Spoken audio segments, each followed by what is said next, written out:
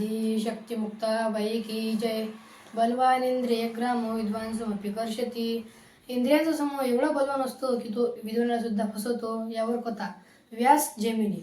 व्यास महर्षी त्यांच्या शिष्याला म्हणजे जेमिनींना हा श्लोक शिकवत होते. व्यास महर्षी म्हणतात, बलवान इंद्रिय ग्राम विद्वान समपी कर्षती.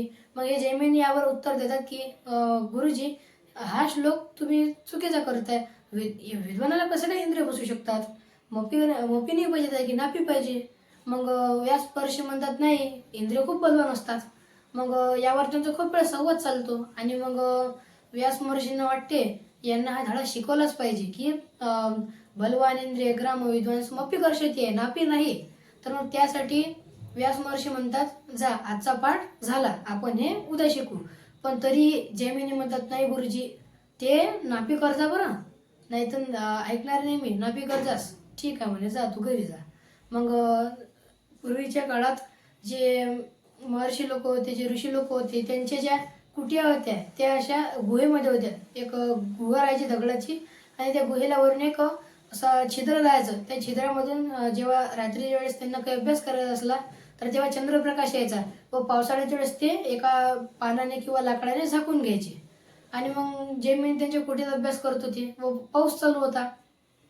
आणि मग व्यास महर्षी त्यांच्या मायेने 10 सुंदर सुंदर स्त्रिया निर्माण करतात आणि त्यामध्ये ते एक होऊन जेमिनींच्या घराजवळून जात होते. ते जेमिनींना दिसले. ते म्हणतात, ओ थांबा थांबा थांबा, तुम्ही कुठे चालले एवढ्या पावसात? ते त्या स्त्रिया म्हणत की आम्ही घरी चाललो आमच्या. तुम्ही एवढ्या पावसात कुठे जासाल? आजचे दिवस माझ्या घरी विश्राम करा, उद्या सकाळी जा. ठीक आहे म्हणे बा, पण तुम्ही वेळाने म्हणे संन्यासी, आम्ही पाहिलो, आम्ही स्त्रिया, कसं जमेल? ठीक आहे, काही हरकत नाही म्हणे, तुम्ही अंदर कुठेच झोपा, मी बाहेर झोपतो. मग त्यांनी मान्य केलं स्त्रियांनी. मग त्या कुटीमध्ये झोपायला तयार झाल्या. त्या कुटीत झोपायला गेले आणि त्यांनी दार लावलं आणि बाहेर जेमिनी बसलेले होते.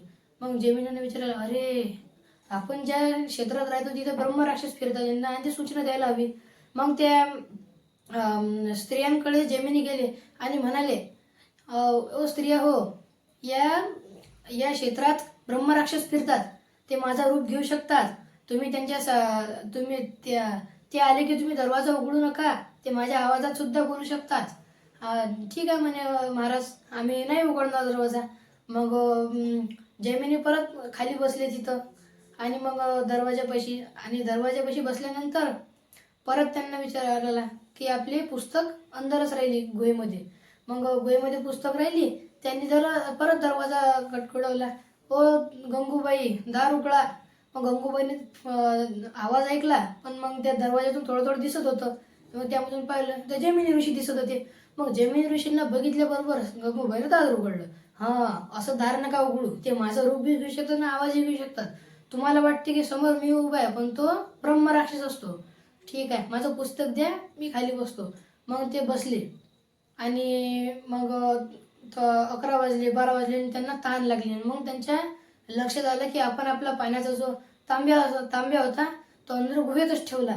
त्यांनी आवाज दिला, ओ गंगूबाई. मग गंगूबाई आवाज दिल्याबरोबर म्हणतात, आला बाई ब्रह्मराक्षस. आता मग त्यांनी सर्व त्या स्त्रिया एका जागी जमा झाल्या.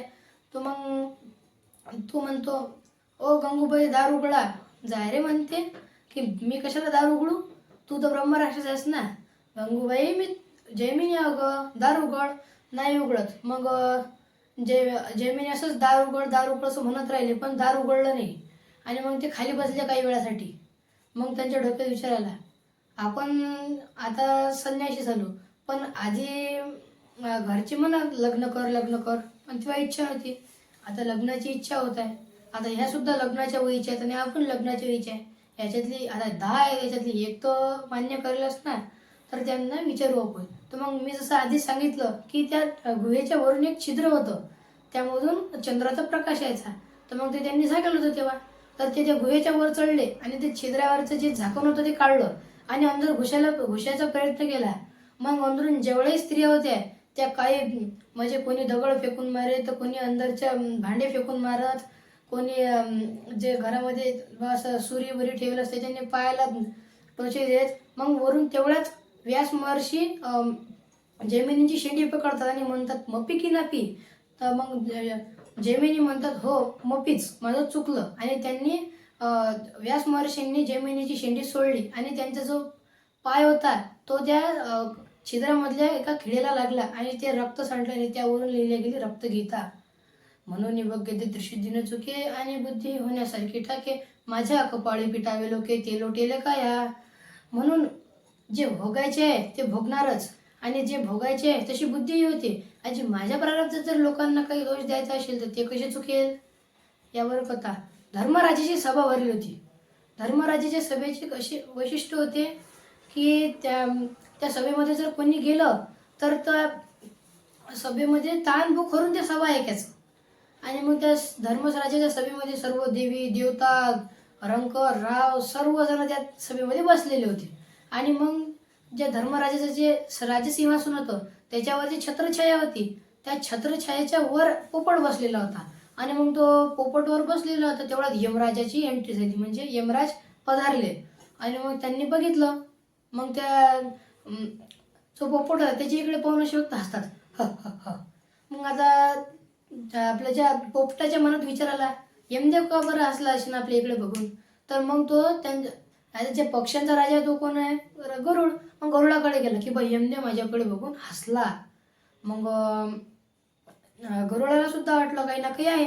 तर मग गरुडाने पोपटाला आपल्या पाठीवर बसून हनुमारी घेर टाकला आणि डायरेक्ट 7 समुद्रा पलीकडे एका गुहेत नेऊन बसवलं आणि त्या गुहेला गोटा लावून घेतला.